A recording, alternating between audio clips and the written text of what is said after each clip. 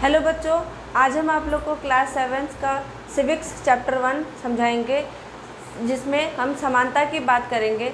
समानता क्या होती है और समानता की आवश्यकता हमारे समाज में क्यों है। इस समानता को लेकर के हमें भारत सरकार ने या फिर भारतीय संविधान में बहुत सारे काम किए जाते हैं। आइए इस बात को हम आपको समझाते हैं कि समानता क्या है। पहला, भारत एक हमारा लोकतांत्रिक देश है जिसमें सभी लोगों को यह अधिकार प्राप्त है कि वह अपनी बातों को, अपनी भावनाओं को, अपने विचारों को एक दूसरे के सामने व्यक्त कर सकता है। जो कि भारत हमारा एक लोकतांत्रिक देश है जिसमें भारतीय संविधान में यह सभी नागरिकों को यह अधिकार मिला हुआ है, जिसमें हम समानता के आधार पर, न्याय के आधार पर सभी वर्गों की भागीदारी हमें इस अधिकार के अंतर्गत मिलती है। मताधिकार के अधिकार के बारे में हम बताएंगे।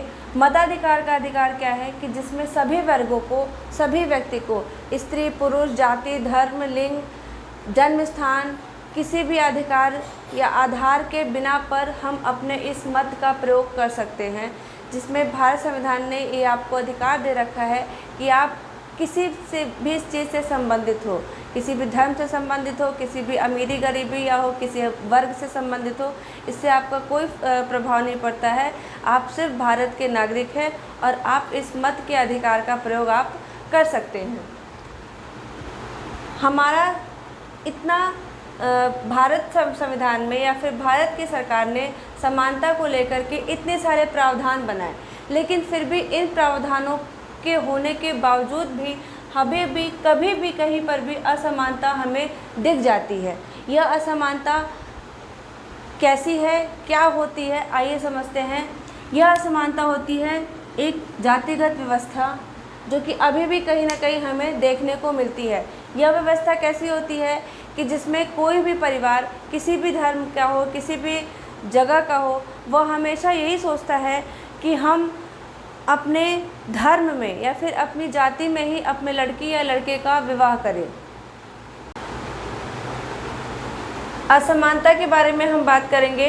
असमानता अभी भी हमारे समाज में कहीं ना कहीं देखने को मिलती है। यह क्या है?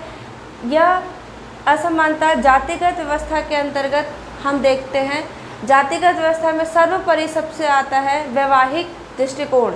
वैवाहिक दृष्टिकोण वह एक प्रथा है या फिर यह एक ऐसी व्यवस्था है जिसमें किसी भी धर्म, किसी भी जाति, किसी भी जन्म स्थान में हर व्यक्ति सोचता है कि हमारा जो लड़का है या फिर लड़की है, उसकी शादी हम अपने ही जाति या फिर धर्म के लड़के या लड़की से विवाह करें। तो ये चीज़ अभी भी हमें समाज में देखने को मिलती है। दूसरा है हमारा दलित वर्ग। दलित वर्ग नाम से ही है सबसे नीचा, दबा कुचला एक ऐसा वर्ग जिस पे सभी वर्ग अपना एक शासन समझते हैं, जिसको समाज में अभी भी उतनी एक सम्मान या फिर समानता नहीं प्राप्त हुई है। जिसमें हमारे एक दलित लेखक हैं ओम प्रकाश वाल्मीकि, जिन्होंने अपनी एक आत्मकथा लिखी है दलित से संबंधित, जिसका नाम है जूठन। जूठन एक ऐसी आत्मकथा है जिसमें एक दलित वर्ग या दलित परिवार के बारे में बताया गया है। इन्होंने अपनी एक आत्मकथा लिखी है कि कैसा एक दलित वर्ग का समाज होता है, उनके साथ कैसी व्यवस्था होती है, उनके साथ कैसा व्यवहार लोग करते हैं। आइए अब हम समझते हैं क्या भारतीय लोकतंत्र में समानता। भारतीय लोकतंत्र में हमें कई सारी समानता हमें मिल चुकी हैं या फिर हमें अधिकार ऐसे दिए गए हैं जिसमें हम समान रूप से अपने आप को हम समाज के साथ रह सकते हैं या फिर समाज के प्रति अपने जितने भी अधिकार हैं या फिर कार्य हैं उनको हम कर सकते हैं। जैसे और इन असमानता के आधार पर हमें कुछ रूल्स बनाए गए हैं। सरकार ने हमें समानता के लिए कुछ रूल्स दिए गए हैं, जिससे समाज में सभी रहने वाले जो लोग हैं या फिर जो नागरिक हैं वो कैसे रहे या फिर कैसे एक दूसरे के साथ समानता का व्यवहार करें, इसके लिए कुछ नियम हैं। जो नियम क्या है कि कानून की दृष्टि में हर एक व्यक्ति समान होता है। चाहे एक कोई भी व्यक्ति हो, कैसा भी हो, लेकिन वह अगर वो कानून की दृष्टि में के समक्ष आता है या फिर कोई ऐसा कोई कार्य करता है, तो उसके लिए हर एक व्यक्ति समान दंड का पात्र होता है, या फिर किसी भी चीज़ का वो पात्र कानून की दृष्टि में रहता है। कानून की नज़र में हर एक व्यक्ति समान कहलाता है। किसी भी व्यक्ति का उसके धर्म, जाति, वंश या जन्म स्थान या फिर उसके स्त्री या पुरुष होने के आधार पर उस पर किसी भी तरीके का भेदभाव हम नहीं कर सकते हैं। सार्वजनिक जगहों पे जाना, जैसे मंदिर जाना, बाज़ार जाना, किसी सामूहिक सभा को सम्मिलित होना, ये सब क्या था कि अधिकार के तहत हम कर सकते हैं, हमें कोई मना नहीं कर सकता है। जिसके अंतर्गत एक आता है छुआछूत। छुआछूत एक ऐसी प्रथा थी जहाँ पे लोगों को किसी एक वर्ग से निष्कासित किया गया था, कि जिसमें आप हमारे वर्ग से सम्मिलित नहीं हो, आप बहुत नीची जाति के लोग हो, तो आपसे हम थोड़ी सी दूरी बना के रखेंगे। इस छुआछूत का अंत करना भी हमारे भारतीय लोकतंत्र में एक प्रावधान दिया गया है कि आप इस छुआछूत के तहत किसी भी वर्ग को अपने से अलग नहीं कर सकते हैं। इस समानता के लिए सरकार ने 2 तरीके के प्रावधान दिए हैं हमारे समाज में, जिसमें पहला क्या है कि कानून के द्वारा, कानून सभी धर्मों को या फिर सभी लोगों को समान देखता है या फिर समान व्यवहार करता है, या फिर कोई भी किसी के साथ भी किसी भी तरीके का असमानता करता है तो कानून उसे दंड देगा। सरकार में ऐसा प्रावधान बनाया है। दूसरा क्या है कि सरकार की योजनाओं व विभिन्न तरीके के कार्यक्रमों द्वारा सरकार ने ऐसे कई सारे प्रोग्राम बनाए हैं, कई सारे कार्यक्रम चलाते हैं या फिर कई सारी योजनाएं बना रखी हैं, जिसमें हम सभी वर्गों को एक साथ, एक समान, एक बराबर ला सकते हैं। जिसमें सबसे पहला और मुख्य है क्या, आपका मध्याह्न भोजन, मिड डे मील जिसको हम कहते हैं, जो कि आज सभी सरकारी स्कूलों में मिलता है, बच्चों को दिया जाता है। यह व्यवस्था शुरू की थी सबसे पहले तमिलनाडु में सन 2001 में, जिसका आदेश सुप्रीम कोर्ट ने दिया था कि आप दोपहर में बच्चों को भोजन कराएं। और उसके बाद सुप्रीम कोर्ट ने आदेश दिया सभी राज्यों को कि यह व्यवस्था आप भी अपने राज्यों में 6 माह के अंतर्गत जल्द से जल्द यह सुविधा उपलब्ध कराएं।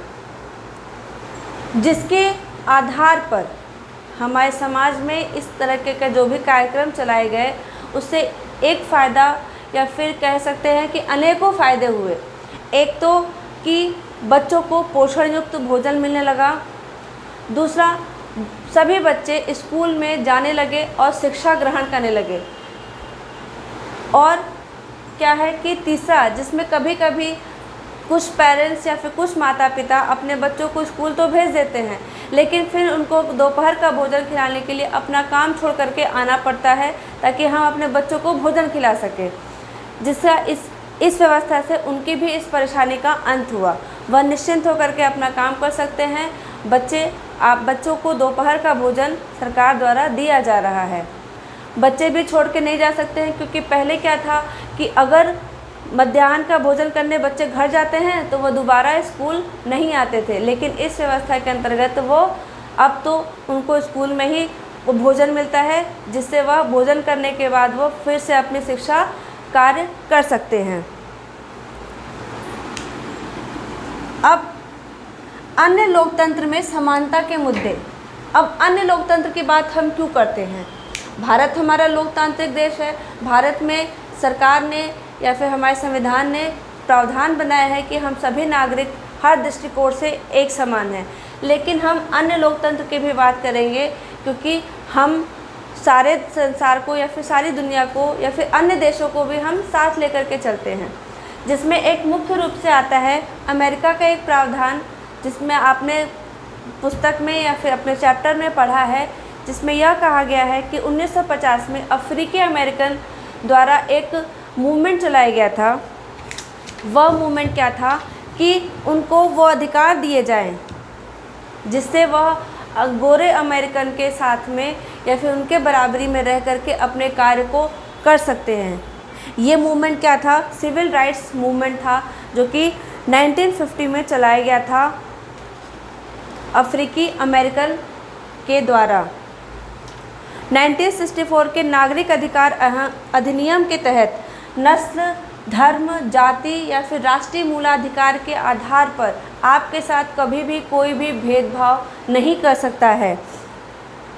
और अफ्रीकी अमेरिकन बच्चों को भी स्कूल में प्रवेश दिया जाने लगा, जिससे उनको भी गोरे अमेरिकन जो थे उनके साथ, उनके बच्चों के साथ भी उनकी शिक्षा भी सुचारू रूप से चल सके। समानता के अधिकार अनुच्छेद 15 में, जो कि हमारे 14 से लेकर 18 तक समानता का अधिकार दिया गया है, जिसमें अनुच्छेद 15 के तहत यह कहा गया है कि कोई भी किसी भी तरीके से किसी के साथ भी जाति, धर्म, उसके मूलाधिकार, उसके जन्म स्थान के आधार पर उसके साथ भेदभाव नहीं कर सकता है। और आखिरी में आता है हमारा लोकतंत्र की चुनौती। लोकतंत्र की चुनौती हम इसलिए कहते हैं क्योंकि लोकतंत्र में सरकार ने बहुत सारे प्रावधान बनाए हैं समानता को लेकर के, लेकिन क्या यह समानता अभी भी चल रही है? नहीं, अभी भी कहीं ना कहीं किसी न किसी क्षेत्र में किसी न किसी रूप में असमानता हमारे साथ व्याप्त होती है। किसी न किसी तरीके से लोगों को असमानता का एक व्यवहार देखने को मिलता है कि हमारे साथ असमानता का व्यवहार किया जा रहा है। इसलिए हर व्यक्ति को ये समझना चाहिए कि समाज में उसके जन्म स्थान, उसकी जाति या फिर उसके रंग, किसी भी तरीके के आधार को न मान करके सिर्फ उसकी योग्यता के आधार को चुनना चाहिए, और इस योग्यता के आधार पर ही हम एक दूसरे को समानता या फिर सम्मान दे सकते हैं। ठीक है, तो आशा करते हैं आप लोग को यह चैप्टर अच्छी तरह से समझ आया होगा और नेक्स्ट वीडियो के लिए हमारे साथ बने रहें। Okay, thank you.